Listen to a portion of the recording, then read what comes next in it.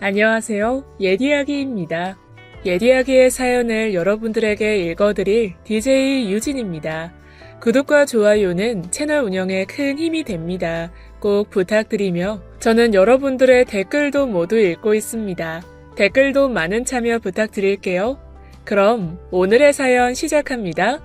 아무리 뭐든 3-4번은 해봐야 안다지만 결혼을 3번이나 하신 저희 시아버지는 다시 생각해봐도 정말 대단하신 것 같아요. 안녕하세요. 3번의 결혼을 하신 제 시아버지의 한참 잘못된 3번째 시어머니에 관한 서사를 들려드리고자 이렇게 사연을 보냅니다. 시아버지께서 화려한 결혼 전적이 있으시다는 건 결혼하고 조금 지나서 남편에게 듣게 되었습니다. 남편의 부모님을 뵙게 된 자리에서부터 조금 이상하긴 했습니다. 어머니가 아프셔서 자리하지 못하신다고 하는데 남편의 안색이 딱히 슬프지 않았거든요. 아무리 그래도 자기 엄마가 아프다는데 굳이 상견례를 서두를 건 뭐며 그런 아픈 시어머니 말씀을 하시면서 별거 아니라는 듯이 말하시는 시아버지까지 의아했어요. 그런데 결혼하고 얼마 안 돼서 병석에 계시던 시어머니께서 돌아가셨고 더 이상한 건 그런 시어머니의 장례식에서 슬퍼하는 사람이 거의 없었습니다. 친척분들이 수군대는 걸 우연히 듣게 되었는데 남편과 남편의 형제들 모두 돌아가신 시어머니의 자식이 아니라는 겁니다. 시아버지의 첫 번째 결혼에서 다 나온 자식들이라면서 말이죠. 이번에 돌아가신 시어머니로부터는 슬아의 자식이 없다고 말입니다. 전 처음 듣는 이야기라서 조심스레 남편에게 물으니 그제야 이야기해주더라고요. 돌아가신 분은 시아버지의 두 번째, 제가 상대이고 남편의 친어머니가 아니시라고 말이죠. 돌아가신 시어머니께서는 시아버지의 요양보호사셨어요. 첫 번째 시어머니께서 돌아가시고 크게 충격을 받으신 시아버지께서 몸이 안 좋아지셨죠. 한번 쓰러지신 적이 있으셨는데 그때 거동이 힘드시고 몸도 가누기 어려우셔서 남편이 요양보호사를 붙여드리셨대요. 시아버지는 상심이 크셨던지라 마음을 많이 의지하시면서 제가 하시게 된 상태라고 했습니다. 그때 당시에도 시아버님께서 꽤 연로하셨던지라 가족 계획은 따로 없으셨고 두 번째 시어머니께 자녀가 없었기 때문에 두 분이서 남은 생 적적하지 않게만 사시면 그걸로 됐다고 생각하고 집안 사람들 모두 크게 반대하지 않으셨답니다. 가족들은 두 번째 시어머니가 마지막 어머니일 줄 알았겠죠. 게다가 그것보다 더 놀라웠던 건 돌아가신 시어머니 이야기도 아니었고 남편이 그런 시어머니의 아들이 아니라는 것도 아니었고 전혀 슬퍼하지 않으시는 시아버지도 아니었습니다. 그 장례식에 동행한 시아버지의 세 번째 아내, 세 번째 시어머니의 등장이 더 놀라웠으니까요. 돌아가신 전 현 와이프가 동시에 같은 장소에 있다니 여기가 진정 한국인가 싶었습니다. 게다가 세 번째 시어머니의 모습은 상당히 기괴했어요. 장례식 복장을 모르시는 건지 알면서 일부러 그러고 오신 건지 너무나 화려한 레이스의 복장에 시아버지 덩치의 2배는 돼 보이는 체격에다가 경박스러워 보이는 그 화장에 말끝마다 콧소리를 내는 거슬리는 말투까지 저만 그래 보이는 건 아니었는지 남편과 다른 형제들은 애써 그분을 시야 밖으로 외면하더라고요. 쳐다도 안 보고 말을 붙여도 대답을 하는 둥 마는 둥 했습니다. 상종하기도 싫다는 듯이 말이죠. 첫 번째 시어머니, 남편의 친어머니이신 돌아가신 시어머니께서도 지병으로 오래 살지 못하셨다고 해요. 남편이 11살쯤인가 돌아가셨다고 들었고 두 번째 시어머니께서는 건강하셨는데 근 몇 년 새에 갑자기 몸이 안 좋아지시다가 돌아가신 거라고 하는데 제가 보기엔 아무래도 두 분 모두 시아버님의 외도로 인한 화병이 아니셨을까 싶었습니다. 남편 말을 빌어보면 시아버지께서 원래 여자가 많았고 그로 인한 사고도 많았었다고 말이죠. 집안이 조용할 새가 없었다고 했습니다. 집에 모르는 여자가 찾아와서는 협박을 한 적도 있었고 돈을 요구한 적도 있었고 외도했던 상대가 그 당시 어린 제 남편을 몰래 데려가서는 인질로 삼고 칼부림을 한 적도 있었다고 말이에요. 나이가 들어도 나쁜 버릇은 못 고치는 건지, 그렇게 혼이 났어도 정신을 못 차리시는 건지, 그 장례식에서의 광경만으로 시아버님의 수많은 전적이 충분히 납득이 되었어요. 그 이상한 여자, 아니 세 번째 시어머니께서는 조금 이상한 게 아니라 많이 이상하셨습니다. 그 장례식장에서도 그랬었는데, 장례식이지 잔치가 아닌데 어떻게 남편의 전처 장례식장에서 그렇게나 많이 먹을 수 있는 건지 쩝쩝 소리까지 다 내어가면서 육개장을 몇 그릇씩 해치우는데 정말 놀랐습니다. 시아버지께서 새 시어머니가 아닌 돼지라도 한 마리 데려온 줄 알았다니까요. 장례식 음식들을 다 먹어치울 기세로 입에 넣는데 보는 사람이 다 민망할 정도로 말이죠. 덩치값을 하시더라고요. 제가 그 음식들을 일일이 갖다 바치느라고 고생했던 거 생각하면 지금도 아찔합니다. 아무리 봐도 너무 배가 많이 불러 계시는데도 계속 드시길래 남편에게 슬쩍 꼭 임산부 같다고 흘려 말했어요. 그랬더니 귀도 밝으신 세 번째 시어머니 왈, 아우, 우리 며느님이 눈썰미가 아주 좋으시구나. 맞아요. 나 임신했어요. 내 뱃속에 며느님 시아버지 아들이 있다고요. 그 말에 주변이 싸해지고 모두가 조용해졌습니다. 그리고는 시선이 시아버지에게로 쏠렸죠. 전 시어머니 돌아가신 장례식장에서 새로운 시어머니의 새로운 가족, 아니 남편의 동생 소식이라니 충격적이기가 이만저만이 아니었습니다. 어이없게도 시아버님은 그 충격 고백에 본인이 아직 정정하심을 과시하시며 가족들에게 거뜬하다는 듯이 팔을 걷어 알통을 보여주시고 어깨를 넓게 펼치시며 쾌남처럼 웃어대시는데 궁금하지도 않은 아이가 생기게 된 온 과정을 샅샅이도 이야기하셨습니다. 저뿐만 아니라 남편을 비롯한 형제들은 입을 다물지 못하고 그저 멍하니 바라보았죠. 배가 많이 부른 시어머니께서는 부끄럼 없이 더욱더 많이 드셨어요. 뱃속의 아이를 위해서 더 먹어야 한다면서 말이죠. 굳이 장례식장에선 말이에요. 바로 전 시어머님께서 돌아가신 건 애석하지만 결혼하고 시아버지 한 분만 잘 부양하면 되겠다는 저의 소박한 꿈을 냅다 집어치워버리게 되었습니다.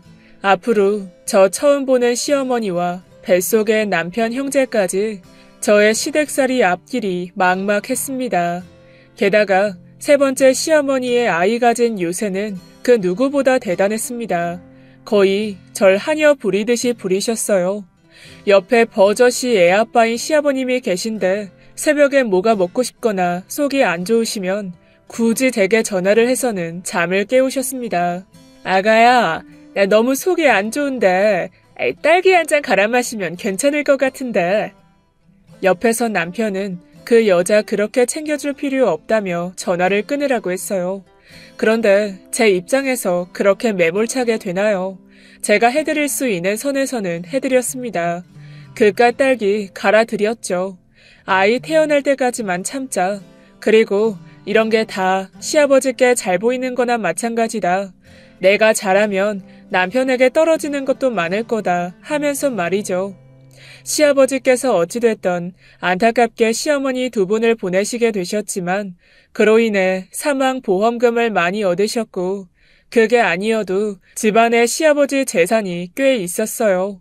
남편이 대략적으로 알려준 것만 해도 꽤 어마어마했죠. 그래서인지 시아버지께서 난잡스럽게 사셔도 형제들이 커서는 별 말을 못 꺼냈어요. 혹시라도 다른 형제들에 비해 덜 물려받거나 못 받을까봐 말이죠. 그러니 어쩌겠어요. 제가 지금 기회에 잘하면 남편에게 얼마나 좋겠냔 말이죠. 속보여도 할 수 없다 하고 꼴가자는 시어머니 수발이고 뭐고 안 가리고 했습니다. 그런데 날이 갈수록 애 가진 유세는 시어머니보다는 시아버지께서 더 심하셨어요. 시아버님이 바쁘시고 집에 잘 안 계시니 제가 무슨 애아빠처럼 시어머니와 병원도 다니고 거의 붙어 있었는데 그러는 저에게 시아버지께서는 고맙다는 한마디 못할 망정 이거저거 더 시키시는 겁니다. 부탁도 아닌 지시였어요. 아가, 우리 꼬맹이 엄마 요새 무릎이 안 좋은지 밤새 앓더라. 오늘은 한의원 가서 침이라도 좀 맞게 하고 멜론이 먹고 싶다 하던데 오는 길에 하나 사오너라. 아참, 애기용품 같은 건 나보다 신세대인 며느리가 더 잘할 테니 미리 좀 사두고. 아직 저와 남편 사이에 아이도 없는데 벌써부터 예행 연습인 거다 라고 좋게 생각하려고 했어요. 그런데 늦바람이 더 무서운지 점점 저에게 바라는 것도 많아지시고 나중엔 당연한 것처럼 구시는데 저도 슬슬 이골이 나기 시작했습니다. 그래서 예정에 없던 친구와 약속을 잡고는 시아버지께 부탁하신 걸 일부러 건너뛰었어요. 그랬더니 그날 밤 갑자기 저녁 식사 시간에 시어머니께서 마구 헛구역질을 하시는 겁니다. 그래서 놀라서 챙겨드리니 시아버지 들으라는 듯이 제게 요즘 밥 먹으면 속이 울렁거려서 멜론 좀 먹을까 했는데 우리 아가가 친구 만나느라 바빠서 빼먹었다고. 그거 한 입만 딱 먹었으면 좋았겠구먼. 너무 어이가 없어서 남편을 쳐다보니 남편이 인상을 팍 쓰고는 고개를 짧게 흔들더라고요. 그냥 무시하라는 듯이 말이죠. 그랬더니 갑자기 시아버지께서 저와 남편을 번갈아 바라보더니 너네 지금 이 사람 새로 들어온 사람이라고 어머니 대접 안 하고 무시하는 거냐? 아무리 그래도 네 형제를 가진 사람이고 아가 너에게는 시어머니인 건 변함이 없는데 이 예의를 지켜야지. 큰 소리를 치시더니 밥을 먹다 마시고는 방 안으로 들어가 버리셨어요.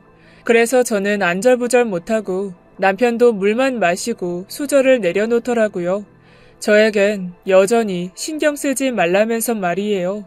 그런데 멜론을 못 먹어 한이 맺히신 시어머니께서 시아버지께서 들어가시니 그제야 밥을 막 드시는데 누가 보면 며칠 굶은 사람처럼 잘도 드시더군요.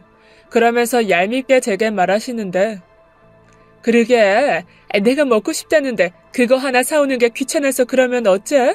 너희 시아버지 속상하셨잖니. 우리 아가 먹고 싶은 거 못 먹으면 태교에 안 좋아. 아가, 내일이라도 꼭 사와. 옆에 둔 밥주걱으로 진짜 한 대 치고 싶더군요. 남편은 그냥 그 자리를 피해버렸습니다. 그리곤 저를 따로 불러서는 얘기했어요. 왜 굽신대냐고요.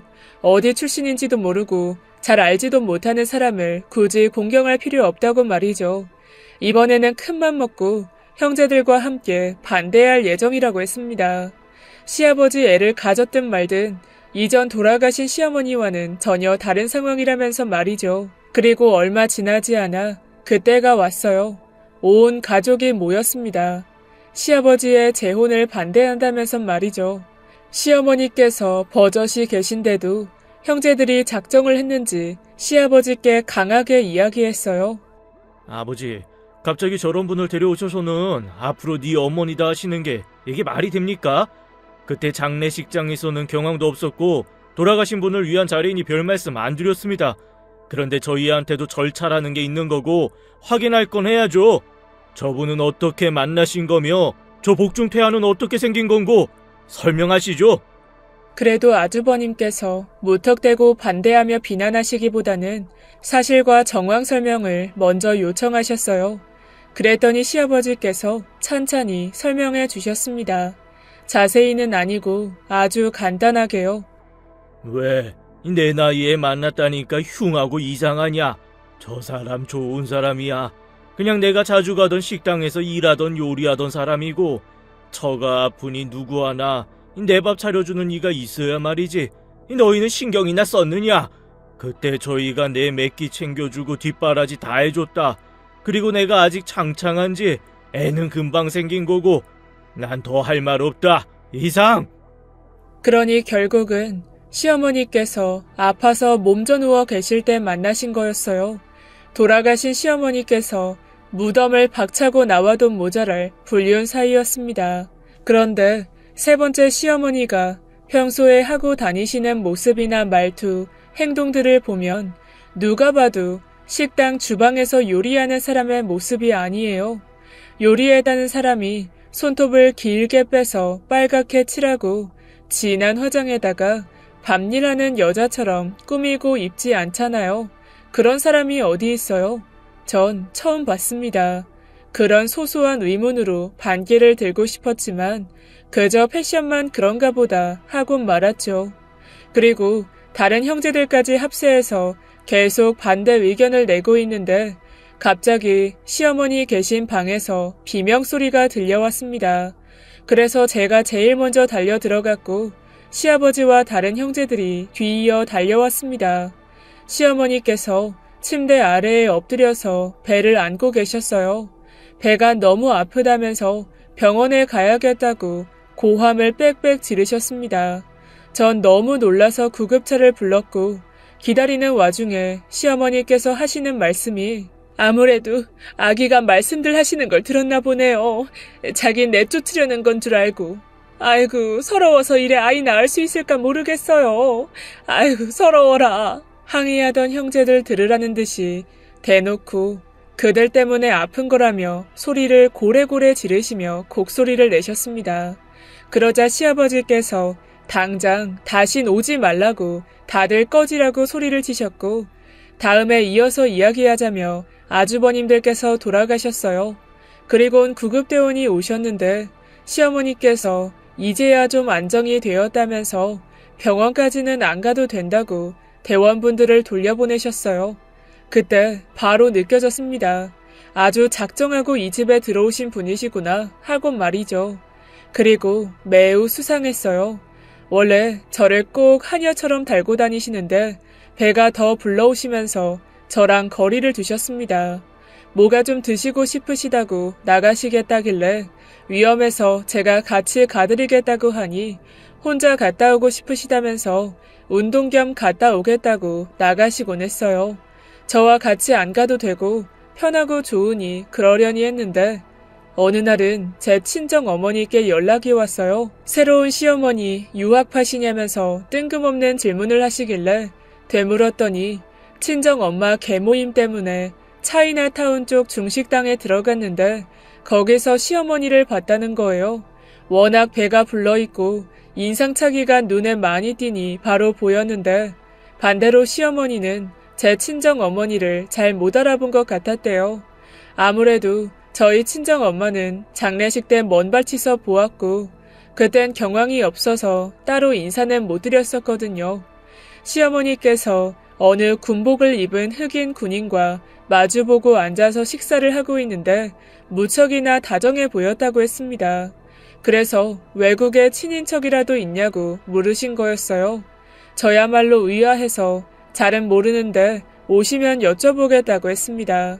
밤이 많이 늦어서야 시아버지께서 들어오시기 직전에 시어머니께서 들어오셨어요. 그래서 바로 여쭈어 봤습니다. 어머니, 오늘 친정에서 어머님 식당에 계시는 거 봤다고 해서요. 중국 음식 드시고 싶으셨어요? 저한테 말씀하시지. 왜 이리 멀리 가셨어요? 근데 같이 계셨던 군인은 어떻게 아시는 분이세요? 제 말이 끝나자 시어머니께서 굉장히 당황하는 거예요. 아무래도 제 친정 엄마가 잘못 보신 것 같다면서 말이죠. 저희 엄마 연세에 비해서 눈 좋으시거든요. 몽골에서 활 써도 되실 분이신데 왜 거짓말을 하시지 싶었어요. 그래서 친정 엄마께 다시 한번 확인까지 했는데 무조건 맞다고 하셨습니다. 아니, 그걸 어떻게 못 알아보니? 네 시엄마 꼴이 워낙 튀어서 다른 개원이 저기 이상한 여자 있다고 보라고 해서 보다가 바로 알아봤어. 어디 흔한 차림새여야 말이지. 자기 아니래? 좀 이상하다 네 시엄마. 전 확인 사살까지 한 후에 바로 며칠 뒤 또 설명 없는 외출을 하시길래 몰래 뒤를 따랐습니다. 택시를 타고 아주 멀리 가시는데 또 인천이었어요. 이상한 골목으로 들어가시는데 약간 그런 데였어요. 옐로우 하우스라고 쉽게 말하면 홍등가 같은 데 있잖아요. 이런 데 왜 가시지 했어요. 그런데 택시에서 내린 시어머니를 기다리고 있는 흑인 군인이 있었습니다. 시어머니께서는 그 군인을 보자마자 안고는 입을 맞추었어요. 외국식 인사라 거기까지는 거슬리지 않았어요.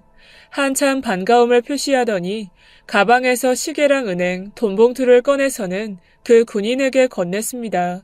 그 시계는 시아버지께서 아끼시는 것 중 하나였어요. 남편도 탐냈었는데 워낙 고가라서 양보 안 해주셨던 거라 제가 똑똑히 기억하고 있었거든요. 군인에게 그것들을 건네고는 시어머니께서는 세워둔 택시를 바로 타셨습니다. 아무리 봐도 너무 이상해 보여서 몰래 사진을 좀 찍어 두었어요. 그 일이 있고 몇 달이 지나 시간은 생각보다 빨랐고 아이가 나올 날짜도 가까워졌습니다. 출산이 임박해 오니 시아버지께서 특히나 운동을 열심히 하셨어요. 이제 아이도 태어나니 건강관리 잘해서 오래 살아야 할 것 같으시다면서 말이죠.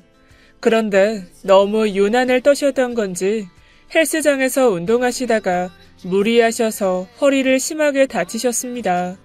디스크가 파열돼서 수술까지 해야만 했죠. 그러시더니 겁이 좀 나신 건지 갑자기 변호사를 부르시고는 유서를 변경하겠다고 하셨습니다.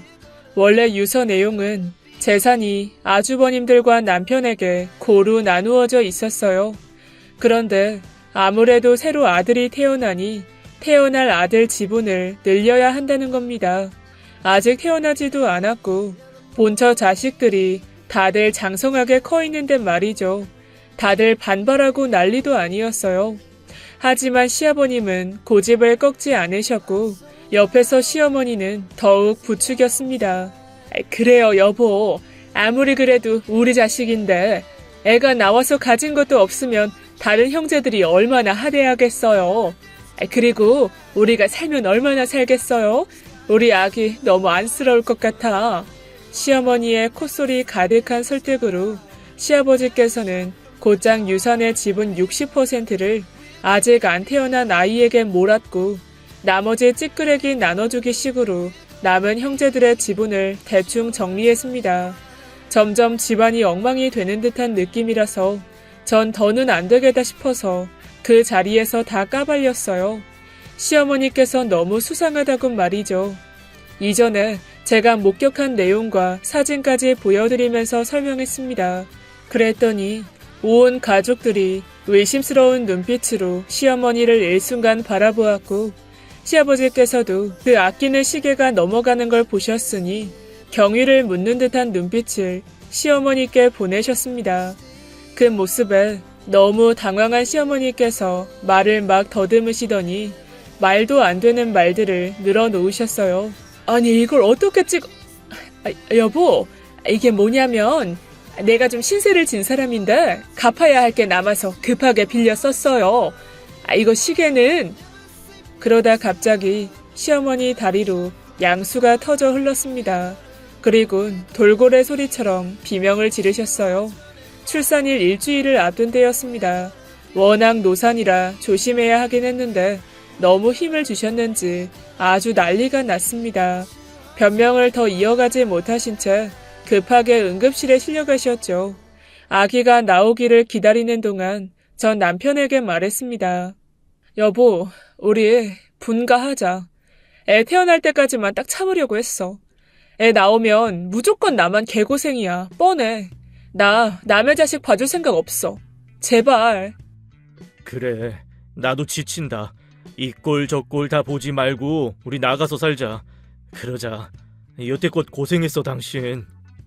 누가 들으면 제가 애 낳은 것처럼 남편이 제 그동안의 노고를 달래주었습니다. 그나마 그동안의 서름이 좀 달래지기는 하더라고요. 그리고 얼마 지나지 않아 시어머니의 아들, 남편의 동생이 나왔습니다. 제가 출산 경험이 없어서 아는 게 없어서 그런 건지 아니면 원래 태어난 지 얼마 안 된 아가들은 다 그렇게 생긴 건지 봐도 시어머니의 아기는 너무 이상했어요. 너무 시커멓고 어린 아기가 왜 그렇게 코가 큰지 꼭 오랑우탄 새끼 같은 모습인 거예요. 그런데 아기를 본 간호사들도 의아해했습니다. 자기들끼리 이야기하는데 고개를 갸웃갸웃했어요. 그런데 시아버지 반응만 조금 달랐어요. 제 남편 태어났을 때도 저렇게 까맸었다는 거예요. 워낙 흑설탕처럼 까매서 다른 자식 낳아온 줄 알았다고 말이죠. 그래서 원래 그런 건가 했는데 며칠이 지나고 시어머니 몸도 회복이 되어갈 때쯤 아기는 점점 더 이상했습니다. 전 쌓은 것이 그때 본 그 흑인 군인이 계속 생각났어요. 누가 봐도 그 군인이랑 붕어빵인 모습이었거든요. 하지만 여전히 이뻐 죽는 시아버지와 별 관심이 없는 가족들을 보면서 고민이 되었습니다.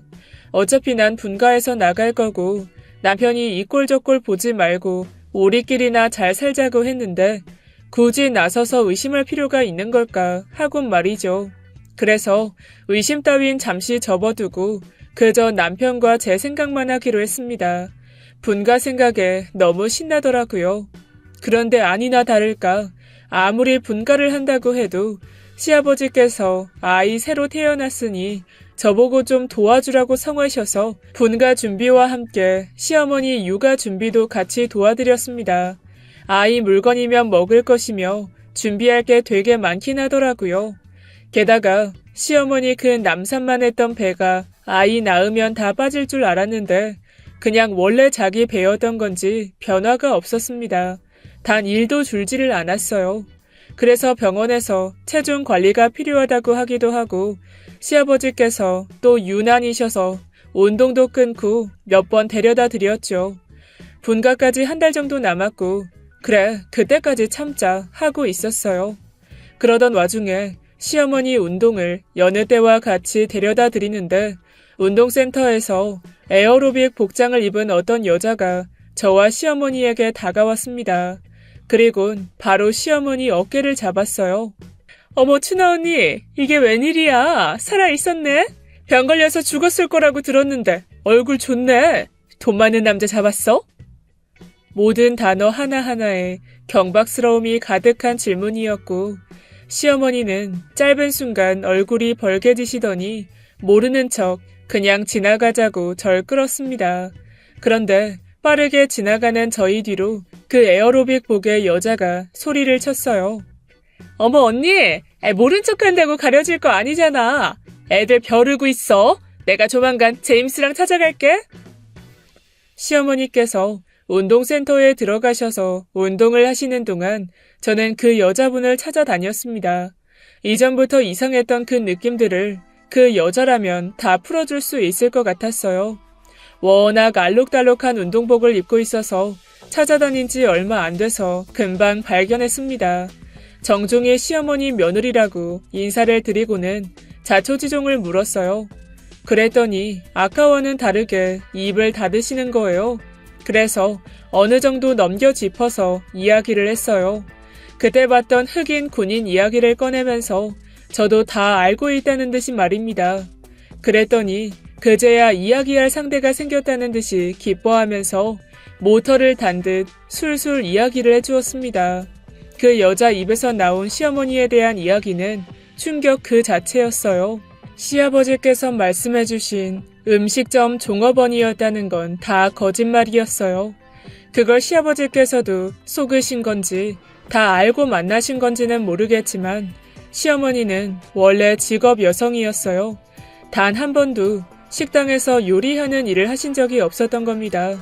어쩐지 요리하셨다는 분이 계란 프라이 하나를 못해서 저를 시키시길래 그때는 일부러 부려먹으려고 그런 줄 알았는데 정말 못하는 거였어요.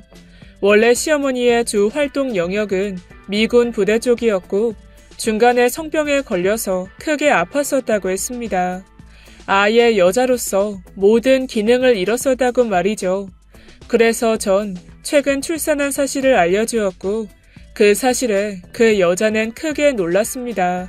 그 에어로빅복의 여자는 시어머니와 과거에 미군 기지촌에서 같이 일하던 동료라고 했어요.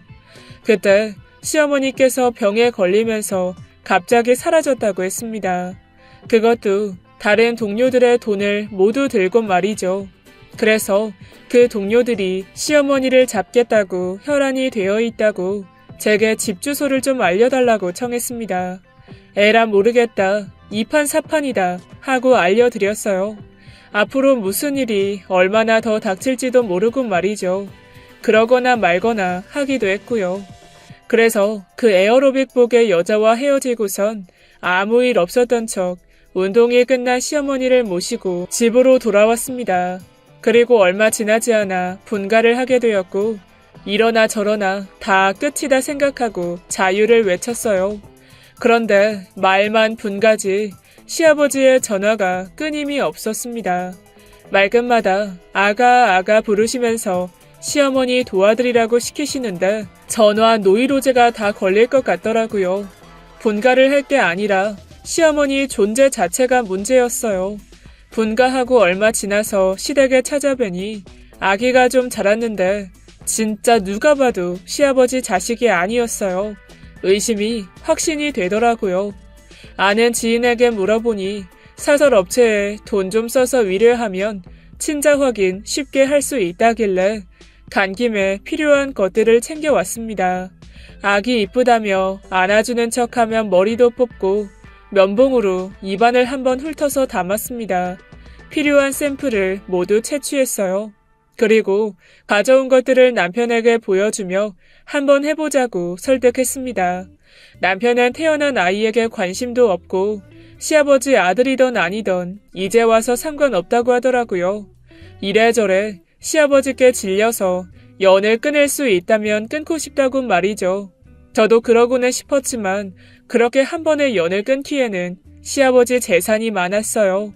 제가 엄청 속물 같기는 하지만 제 이제까지의 노고를 생각하면 쉬이 포기할 수 없었습니다. 그리고 아무리 남이라고 쳐도 생각할수록 시어머니 행실이 얄미웠고 괘씸했고 말이죠.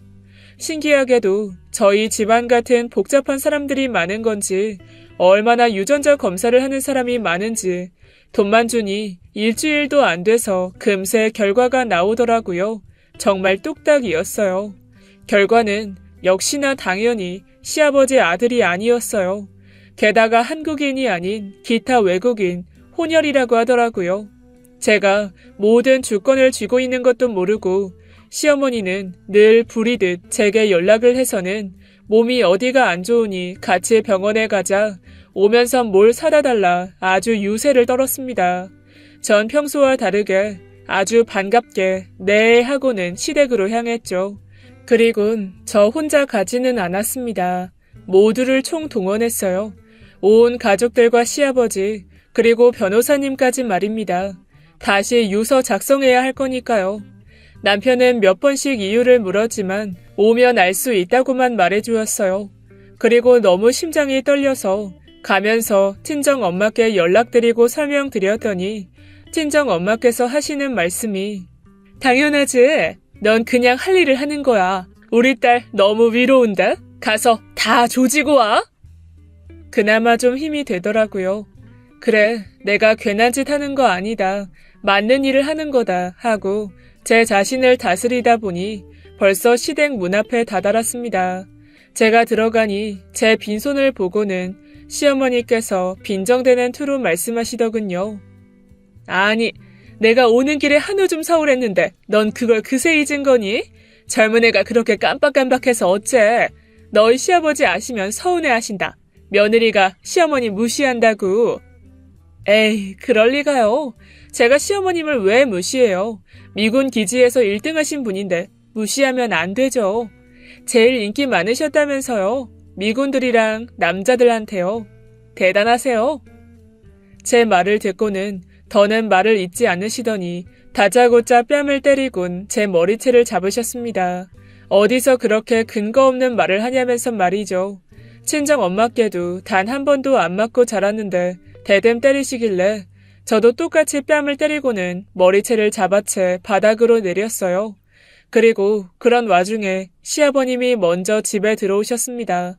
그러더니 저에게 달려오셔서는 뜯어 말리시며 화를 내시는데 그때 남편도 바로 왔어요. 전 시어머니 머리채를 놓지 않은 채 남편과 시아버지께 인사를 드렸고 시어머니께서는 갑자기 주저앉아 우셨습니다.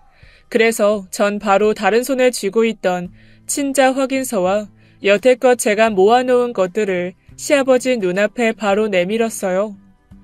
아버님, 아버님께서 어디까지 알고 계시는 건진 모르겠어요.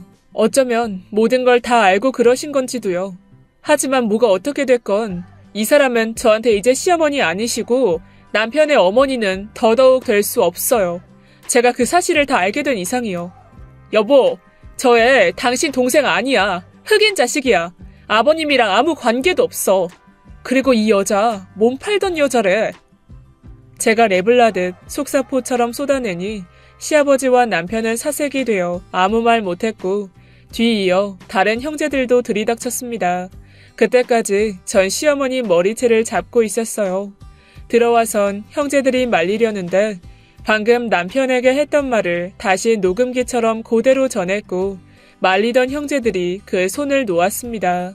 그리고 대망의 에어로빅복의 여자, 시어머니 과거의 직장 동료라고 해야 할까요? 그분이 금발의 남자와 집 초인종을 눌렀습니다. 제가 잡고 있던 시어머니 머리채를 놓고는 재빨리 문을 열어드렸어요.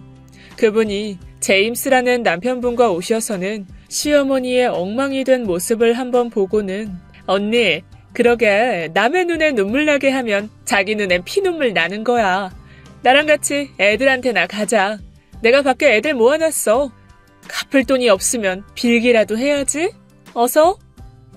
모든 걸 포기한 듯한 시어머니는 직장 동료였던 분의 손에 이끌려 터덜터덜 나가셨고 3일 후에나 경찰서에서 보게 되었습니다.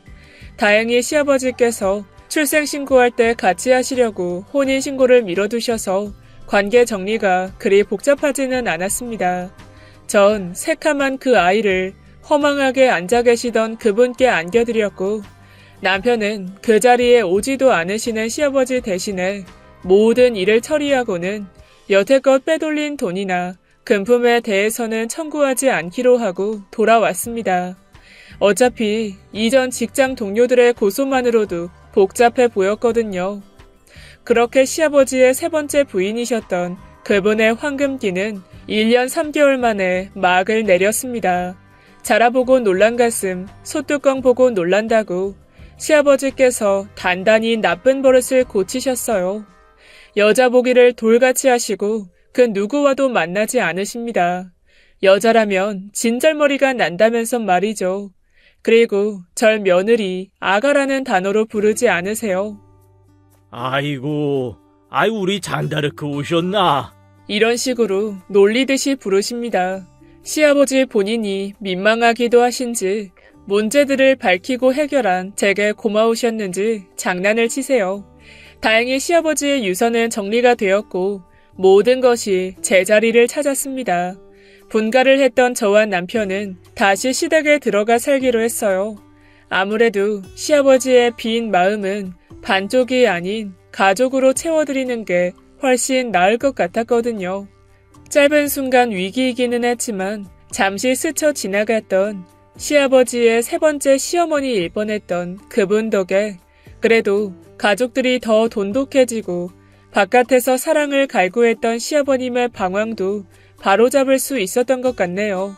다신 뵙고 싶지 않지만 적어도 어딘가에서 잘 살고 계시길 바랍니다. 지금까지 예디학이었습니다. 끝까지 함께해주신 여러분 진심으로 감사드리며 전 내일 이 시간 다시 돌아올게요. 감사합니다.